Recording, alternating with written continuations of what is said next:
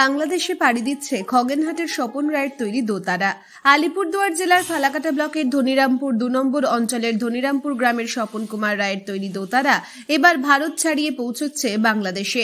প্রায় ৩৫ বছর ধরে বাদ্যযন্ত্র তৈরি করে আসা স্বপন রায় পেশায় একজন দক্ষ কারিগর।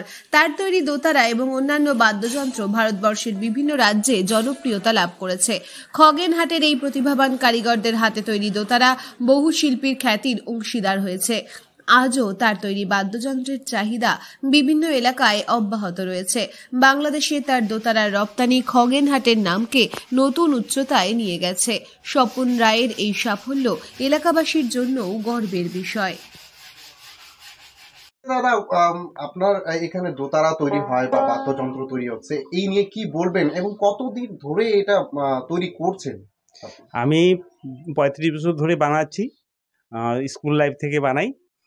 দোতরার তো অনেক মানে আমাদের উত্তরবঙ্গের দোতরা আলাদা এবং আমাদের যে বাংলাদেশে যে দোতরাগুলো তৈরি হয় সেই দোতরাগুলো আলাদা। এই বাংলাদেশের দোতরাগুলো বিশেষত পেট কাটা হয়, যেটা আমার সঙ্গে আছে। এটা হচ্ছে বাংলাদেশের পেট কাটা দোতরা। এই দোতরাটা এখন চাহিদা বেশি। আর আমাদের উত্তরবঙ্গের যেটা দোতরা আছে সেটা তো প্লেন দোতরা। ওটা এখন অনেকেই বলে ওটা ভাওয়াইয়া দোতরা, আর এটাকে লোকো বা অন্য বাউল দোতরা হিসেবে ব্যবহার করে সবাই এখন যা দেখতেছি। কতদিন ধরে তৈরি করছেন?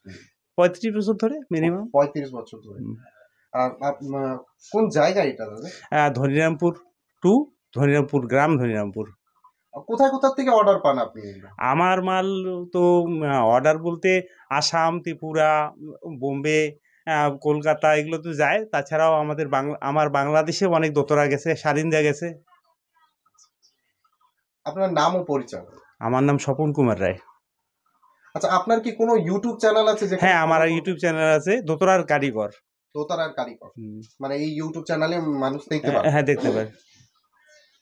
দোতারা ছাড়া কি আপনি অন্য কিছু তৈরি করেন? হ্যাঁ, আমি অন্য কিছু তৈরি করি বলতে আমি এখন ব্যঞ্জো তৈরি করি। প্রচুর ব্যঞ্জো চাহিদা আমার কাছে। তাছাড়াও দোতরা, সারিঞ্জা, একতারা, যেটাকে আমরা ঘুলটুং বা খমক বলি, তাছাড়া বেনা, সবই আমার কাছে তৈরি হয়। আর ঢোলটা বিশেষত আমি বানাই, প্রচুর ঢোল বানাই, কিন্তু ঢোলের কাঠটা ঠিক মতো পাওয়া যায় না, ওই জন্য এখন বানাই না। আর বিশেষত আমি বাঁশি বানাইতাম, এখন বাঁশি তো ত্রিপুরা ছাড়া পাওয়া যায় না বাঁশ, ওই জন্য বানাই না। এই যন্ত্র বানানোর কিভাবে আপনার মাথায় আসলো? না, আমি যন্ত্র বানানোর মাথাটা আসার পিছনে আমার কয়েকজনের তাদেরকে আমি আমার গুরু হিসেবে ব্যবহার করি। আমি প্রথমত একটা এনজিওতে কাজ করি, এখনও করি, সেটা হচ্ছে শিবনাথপুর যুব সংঘ। সেখানে আমি মহিলাদের হস্তশিল্পের কাজ শেখাইতাম, বাঁশের কাজ শেখাইতাম।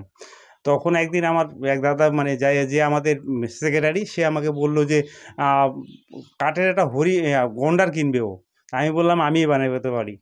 বলছে না, তুই পারবি না। আমি ১ সপ্তাহের মধ্যে এটা বানাই ওকে দেখাইছি। তারপর থেকে ও আমাকে ভালো উৎসাহ দেয় যে তুমি অন্য কাজ করতে পারবা। আমাকে দাদার নাম হচ্ছে প্রসেনজিৎ রায়। প্রসেনজিৎদের সঙ্গে প্রচুর কাজ আমি করছি, আমাকে অনেক উৎসাহ দিছে। তাছাড়া আমার এই বাংলাদেশের দোতরা বানার পিছনে একজন দাদা আছে, সেটা হচ্ছে তপন রায়, চিত্র পরিচালক, রাজবংশী চিত্র পরিচালক তপন রায়। সে বাংলাদেশে গিয়ে আমাকে দোতরার এই ছবিটা পাঠায়, আমি এই দোতরা বানা শুরু করি এবং এই দোতরার প্রচুর চাহিদা।